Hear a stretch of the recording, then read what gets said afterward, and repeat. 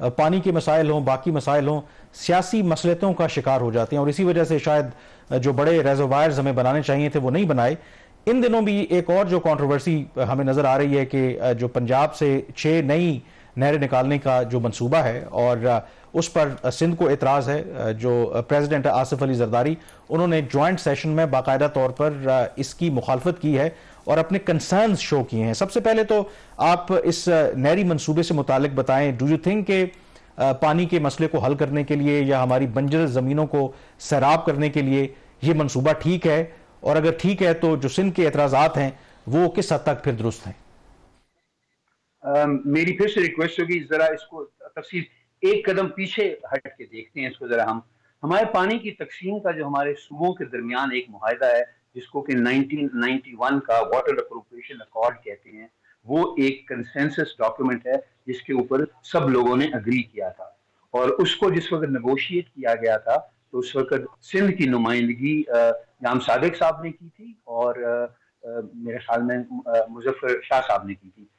दोनों के जो कि मेरे ख्याल में सिंध के इंटरेस्ट को वॉच आउट करने के लिए उन्होंने बहुत विजिलेंटली ये काम किया था। तो जिस वक्त हम देखते हैं इस अकॉर्ड से पहले हम तकरीबन 102.73 मोटा हिसाब करते हैं 103 मिलियन एकड़ फुट पानी पाकिस्तान में इस्तेमाल हो रहा था ज़राअत के लिए दरियाई निज़ाम से।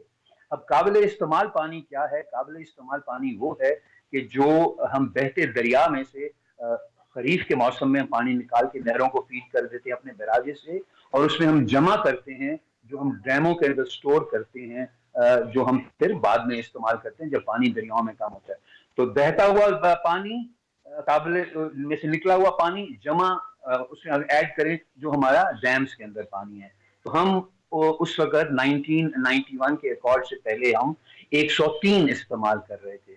तो फिर सब सूबों को एक कंसेंसस पे आने के लिए सब सूबों से पूछा गया कि वो अपनी जरूरियात बताएं ताकि एक कंसेंसस डॉक्यूमेंट बनाया जा सके। तो उसके बाद जो जो जरूरियात उन्होंने अपनी दी, अपनी डिमांड्स दी, जो कि सबने दी, तो हमारा ये तकरीबन हमारी डिमांड्स आ गई 114 मिलियन एकड़ फीट की। अब हम इस सिर्फ मैं रिपीट करूंगा ताकि समझा सकूं मैं, 103 हम इस्तेमाल कर रहे थे और 114 की डिमांड आ गई। अब ये जो डिमांड आई इजाफी, इसमें पंजाब ने 1.43 मिलियन एकड़ फीट और मांगा, सिंध ने 5.23 मिलियन एकड़ फीट ज्यादा मांगा, बलोचिस्तान ने 2.24 मांगा और खैबर पख्तूनख्वा ने 2.72 मांगा। तो उस नेगोशिएशन के अंदर सबसे बड़ा बेनिफिशियरी जो था वो सूबा सिंध था, जिसको सबसे ज्यादा पानी का इजाफी हिस्सा मिलना था। अच्छा, अब जब ये बात हो गई, ये क्लॉज 2 है 1991 के वाटर अकॉर्ड की, जब ये बात हो गई तो फिर अगला नुक्ता ये आया कि भाई पानी के निजाम में तकरीबन 140 मिलियन एकड़ फीट आता है, तो आगे वाला जो पानी है उसको कैसे तकसीम किया जाएगा? तो वो जो है क्लॉज नंबर जो 4 है उसके अंदर उसको एड्रेस किया गया कि 37% पंजाब को मिलेगा, 37% सिंध को मिलेगा, 12% बलोचिस्तान को मिलेगा और 14% खैबर पख्तूनख्वा को मिलेगा। फिर किसी ने बहुत अक्लमंदी के साथ ये बात की कि भाई हम तकसीम तो 114 कर रहे हैं, हमारे पास काबिल इस्तेमाल तो 103 है। तो फिर वहां पे ये तय हुआ, जो कि आर्टिकल 6 के अंदर हमने लिखा है उसके, कि the need for storages wherever feasible on the Indus and other rivers was admitted and recognised by the participants for planned future agricultural development. तो ये तय हुआ कि इसको 103 से 114 पे जाने के लिए नए रेजर्वॉयर बनाए जाएंगे। इस चीज से कंसेंसस हुआ। अब मेरा सवाल ये है कि इस 1991 के अकॉर्ड के बाद क्या हमने कोई नया रिजर्वॉयर बनाया है? और क्या ये भी हकीकत नहीं है कि जो एग्जिस्टिंग रिजर्वॉयर से उनकी स्टोरेज कैपेसिटी भी कम हो गई है? तो मैंने इस पे थोड़ी सी रिसर्च की। मुसलगर साहब, आपने बड़े अच्छे तरीके से सारा बैकग्राउंड दे दिया।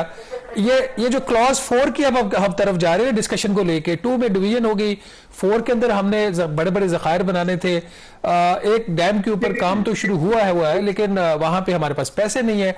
जमात अली शाह साहब, ये जो कालाबाग डैम की कंट्रोवर्सी आई थी, क्या वो पॉलिटिकल थी या उसकी कोई इकोनॉमिक रैशनैलिटी भी थी? इसके ऊपर बहुत ज्यादा माजी में बात हो चुकी है, अब तो हम इसका नाम भी नहीं लेते, क्योंकि अगर रिजर्वर्स बनाने थे, क्लॉज 4 में स्टोरेज की बात हो रही है, तो फिर इंप्लीमेंटेशन क्यों नहीं हो पा रही, वो प्रायोरिटी क्यों नजर नहीं हमें आ रही? इसमें जी गुजारिश ये है कि सिंध का ये पॉइंट ऑफ व्यू था, कालाबाग डैम पंजाब में है और वहां को कंट्रोल कर लिया जाएगा, और उनका था कि पानी नीचे अब चश्मा झेलम, क्योंकि लिंक्ड है से ये जेल रिवर से, तो ये पानी वहां से बताए हमें ले, इसीलिए मैं कहता हूँ कि जो कमाल है ना, मिसट्रस्ट जो मिसट्रस्ट ने इन चीजों को जो है ना ये पॉलिटिसाइज कर दिया, और स्टार्ट से पहले ही जो है ना ये काला बाग डैम को कर दिया गया, वहां पर बड़ा हुआ था, वहां कानूनी बनी थी, कुछ तैयार था है, लेकिन अल्टीमेटली इसको नजर कर दिया गया।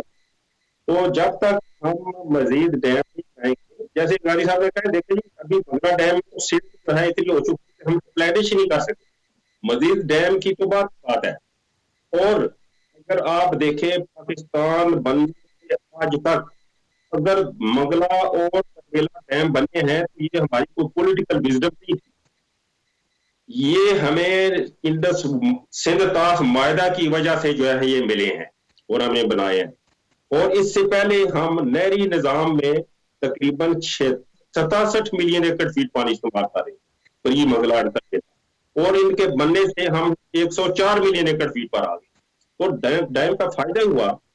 तो मैं समझता हूँ कि जब फ्यूचर डैम नहीं बनते और फ्यूचर डैम बनने के लिए असेसमेंट जो इरसा ने दे दी है, और उस पर कमेटी कई बैठ भी चुकी हैं कि इतना पानी सी इंट्रिलियन के नीचे जाने के बाद भी हमारे पास वापस पानी है कि हम फ्यूचर डैम बना सकते, चाहे बेशक काला बाग डैम ना दे, कोई नाम दे दें। तो अगर ये नहीं बनाएंगे तो फिर सूरत हाल तो इस तरह की जो है मैं समझता हूँ हर साल चलती रहेगी, कम पानी होगा तो शोर होगा, ज्यादा पानी आ जाएगा, फिर जो है वो एनडीएमए को बुला लेंगे जो मेरे जी। सेनेटर मोहसिन लगारी साहब, ब्रेक से पहले भी आप जिक्र कर रहे थे पूरा आपने एक बताया 1991 के अकॉर्ड से मुतालिक, तो पूरा जवाब मैं वो जो स्पेसिफिकली पूछना चाह रहा था, ये जो 6 नहरें निकालने का मामला है, डू यू थिंक कि कहीं ये वायलेशन है 1991 का जो अकॉर्ड है, और जो प्रोविंशियल ऑटोनॉमी की अगर आप बात करें तो क्या इस पे पर्सपेक्टिव है आपका? फिर अगर हम ये देखें कि ये 1991 के अकॉर्ड को हमने पूरे के पूरे अकॉर्ड को देखना है या उसके किसी एक क्लॉज को देखना है। अगर हम इस अकॉर्ड को देखें तो जो बलूचिस्तान और जो जिन नहरों पे इतराज किया जा रहा है ना जी, वो एक है ग्रेटर थल कनाल, एक है कच्छी कनाल, एक है चश्मा राइट बैंक कनाल, और अभी ये जो एक नई वाली चोलिस्तान वाली नहर के बारे में बात की गई है ये, और बाकी तो मुझे नहीं पता कौन सी 6 किस तरह बन जाती है, नंबर्स नहीं ये ऐड अप करते। अच्छा, जो अब इसमें हम देखें, इसमें हम कच्छी कनाल की मिसाल के तौर पे अगर मुखालफत की जा रही है, तो कच्छी कनाल ने बलूचिस्तान के हिस्से का जो पानी है उसने उसको लेके जाना है, जो बलूचिस्तान को अकॉर्ड के अंदर जो है जो इजाफी 2.24 मिलियन एकड़ फुट दिया गया है, उसको उसने ट्रांसपोर्ट करके लेके जाना है बलूचिस्तान के हिस्से के लिए। तो क्या हम ये चाहते हैं कि बलूचिस्तान को उसका हिस्सा ना मिले? इसी तरह चश्मा राइट बैंक कनाल जो है वो खैबर पख्तूनख्वा का जो इजाफी 2.72 मिलियन एकड़ फीट इस अकॉर्ड ने दिया है, उसको पहुंचाने के मीन्स हैं। पानी को एक जगह से दूसरी जगह ले जाने के लिए, दरिया में से उसको काबिल इस्तेमाल बनाने के लिए नहरी निजाम बना के उसका डिस्ट्रीब्यूशन नेटवर्क बनाया जाता है। तो चश्मा राइट बैंक लिफ्ट कनाल ने वो लेके जाना है। फिर है ग्रेटर थल कनाल। ग्रेटर थल कनाल जो पंजाब का इजाफी पानी आना है उसमें से उसने आना है, और ग्रेटर थल कनाल की तो मैं आपको इस हद तक बताऊं, ग्रेटर थल कनाल को 1991 के अकॉर्ड की जो अटैचमेंट्स हैं कि किस तरह पानी में तकसीम होना है, उसमें बाय नेम मेंशन है कि अप्रैल के पहले 10 दिन में उसका इतना पानी है, दूसरे 10 दिनों के पानी एलोकेट होता है। तो पूरे जो ये खरीफ का सीजन है, एवरी 10 डे अलाउंस का अकॉर्ड का हिस्सा है। अच्छा, अब आ जाते हैं नई वाली नहर के ऊपर। ये नई वाली नहर का कहीं पे अकॉर्ड के अंदर जिक्र नहीं है। ये वाली जो नई नहर हम बनाना चाह रहे हैं बलूचिस्तान के अंदर, इसका जिक्र नहीं है। ग्रेटर थल कनाल का है, इसका नहीं है। अब ये किस तरह की जा रही है, इसके सिलसिले में तो जो लोग इसको फैसला करें वही बेहतर बना सकते हैं, लेकिन इससे फिर वही है कि एक वो थोड़ा सा मिसट्रस्ट जो है वो बढ़ जाता है। लेकिन फिर मैं वही अर्ज करूं कि 1991 का अकॉर्ड ये कहता है कि अपने हिस्से के पानी को जो सूबा जैसे इस्तेमाल करना चाहे उसको इस्तेमाल कर सकता है। क्लॉज 8 है उसकी, there shall be no restrictions on the provinces to undertake new projects within their agreed shares. Clause 8 of the 1991 accord. ठीक मोहसिन लगारी साहब, जमात अली शाह साहब इन्होंने अभी बड़ी तफसील से बताया मोहसिन लगारी साहब ने कि कौन सी जो कैनाल ऑलरेडी वो एग्जिस्टिंग थे और उसके ऊपर आपको पता है काम ऑलरेडी हो चुका है। लेकिन मसला यहाँ पे आ जाता है सारा जिस तरीके से किसी काम को करने का तरीकेकार जो उसका अपनाया जाता है। जो निगरान हुकूमती पिछले वाली अभी खत्म हुई है, उसके आखिरी दिन executive committee of national economic council जहां पे ये बड़े तरक्याती मंसूबे मंजूर होते हैं, उसके सामने यकदम वापडा जो है वो कहीं हवा से कोई 1050 अरब रुपए का वो एक प्लान लेके सामने पेश कर देता है कि और मंजूरी लेने की कोशिश करता है। और उस वक्त के जो सिंध के वहां पे रिप्रेजेंटेटिव थे, उनके जो केयर टेकर मिनिस्टर बैठे हुए थे, उन्होंने इसकी मुखालफत की। तो आज जो जमात साहब आपसे मेरा सवाल है, आज जो सड़कों के ऊपर डिबेट हो रही है, लोग सिंध में एहतजाज कर रहे हैं, इसका आप समझते हैं कि बड़ी वजह जब चीजों को उसको गैर आईनी तरीके से, गैर सियासी तरीके से उसको पुश करके मंजूर करवाने की कोशिश की जाती है, क्या ये इसकी वजह है, या फिर हमेशा से एक पानी के मसले के ऊपर कोई रैशनल बात हो ही नहीं सकती? नहीं, देखिए बात तो क्योंकि ये हम बात सूबों की अभी कर रहे हैं। मैं समझता हूं कि बांग्लादेश को मंजूर किया तो क्या वो लोगों से वोटें ली थी, लोगों से पूछ कर किया था?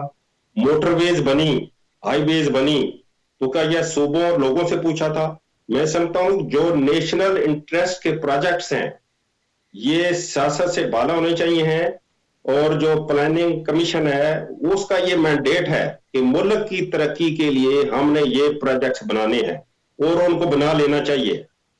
बाकी अगर आप लोगों से पूछ कर बनाएंगे, पॉलिटिकल पार्टी से पूछ कर बनाएंगे उनको बिठाकर, तो फिर तो इसी तरह होगा जिस तरह कालाबाग डैम का हशर जो है वो हो रहा है। अब इतना सिस्टम में पानी। मैं आपको यहाँ पे इंटरप्ट करूंगा, आप ही इसका जवाब दीजिएगा। जमात अली शाह साहब, जब एक्नेक के सामने वो चीज पेश की गई, ना प्लानिंग कमीशन को पता था, ना वजारत खजाना को पता था, और ना उनकी जो चेयरपर्सन उनको पता था, तो ये तरीका भी क्या मुनासिब है फिर? नहीं, तरीका देखनी ये ऐसी बात नहीं है कि क्योंकि पहले जिसकी फिजिबिलिटी बनती है, ये सारी चीजें जो है वो एक स्पेड वर्क होता है, वो सबके नॉलेज में होता है। लेकिन वो आप जो फरमा रहे हैं वो ये है कि अप्रूवल के लिए एकेडमिक में जब आया तो दूसरे सूबों को उनको मालूम नहीं था। तो मैं समझता हूँ कि ये ट्रांसपेरेंट होनी चाहिए चीजें। इसलिए तो वो कहते हैं कि पॉलिटिक्स में भी जो है ये ड्राइंग रूम जो है ना, ये पॉलिटिक्स और किचन कैबिनेट से काम नहीं चलता।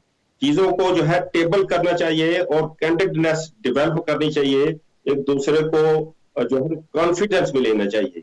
मतलब ये कोई इंडिया और पाकिस्तान तो नहीं है कि मिसट्रस्ट और एप्रीहेंशन जो है वो आपस में क्रिएट हो जाए और वो मसले हल ना कर सके, और वही हाल जो है हमारे सूबों में भी पाकिस्तान में हो।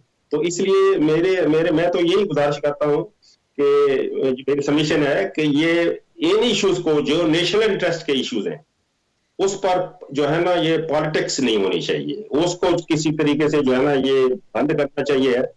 और दूसरा आपने तो फरमाया था कि वे फॉरवर्ड बोला, अगर डैम देखे जी, हम कब से कोशिश कर रहे हैं कि कालाबाग डैम बने या कोई डैम, जब तक ये नहीं बनता हम मैनेजमेंट की तरफ तो आ जाए, हमको ड्रिप इरिगेशन वाला कर लें, हमको स्प्रिंकलर वाला कोई जो है वो मोड जो है उसके लिए एंडेवर कर लें, हम कोई ज्यादा झाड़ वाली फसल जो है कम पानी से चलती है उस पर कोई पेशरफ्त कर लें। एग्रीकल्चर रिसर्च काउंसिल्स पड़ी हैं, वो कुछ इसमें गाइड करें ताकि जब तक डैम्स नहीं बनते तो हमें इन चीजों को कैसे बेहतर किया जा सकता है। जी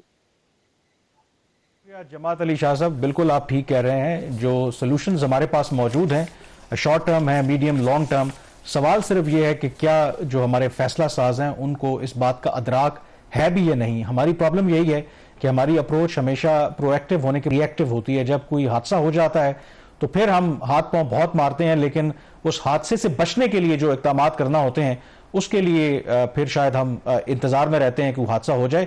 तो ये पानी का जो मसला है बहुत सीरियस इशू है और आई थिंक ये पाकिस्तान की बका का मसला है और इसको उसी तनाजुर में हल करना चाहिए और क्लियरली एक जो विजन है वो होना चाहिए ताकि इस मसले को लॉन्ग टर्म बुनियादों पर हल किया जा सके। प्रोग्राम द रिव्यू से इतना ही। कामरान यूसुफ और शहबाज राना को इजाजत दीजिए। अल्लाह हाफिज।